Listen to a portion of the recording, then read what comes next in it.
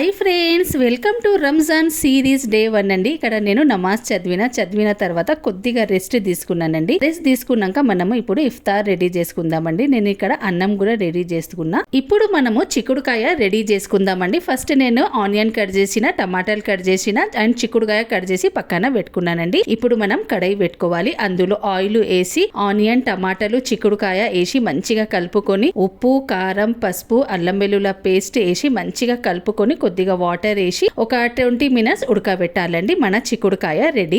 అంతవరకు మనం ఇక్కడ ఫ్రూట్స్ కూడా రెడీ చేసుకుందామండి. ఫ్రూట్స్ ని మంచిగా క్లీన్ చేసుకున్నానండి. ఫ్రూట్ తీసుకొని మంచిగా క్లీన్ చేసి కట్ చేసుకున్నానండి. కట్ చేసిన తర్వాత నేను ఓవర్ నైట్ శనగపప్పు కూడా నానబెట్టినానండి. శనగపప్పు ఉంటే మంచిగా అండి, మన ఇఫ్తారీలో శనగపప్పు ఎట్లయినా ఉంటదండి. ఇక్కడ నేను శనగపప్పు మంచిగా బాయిల్ చేసిన, అందులో వేసేసిన నిమ్మరసం అండ్ మిరియాలు పొడి, కొద్దిగా కొత్తిమీర, ఉప్పు వేసి మంచిగా మిక్స్ చేసినానండి. ఇప్పుడు టైం అవుతుందండి. ఇక్కడ నేను దస్తర్ఖాన్ కూడా రెడీ చేస్తున్నా. చూడండి ఫ్రెండ్స్, ఇక్కడ మన దస్తర్ఖాన్ కూడా రెడీ అయిందండి. ఇప్పుడు టైం అవుతుంది ఒక పొద్దు ఇడవడానికి. అల్హమ్దులిల్లా మా ఒక్క పొద్దు ఒకటి కంప్లీట్ అయిందండి. ఇక్కడ నేను నమాజ్ కూడా చదివిన. Okay friends, bye bye.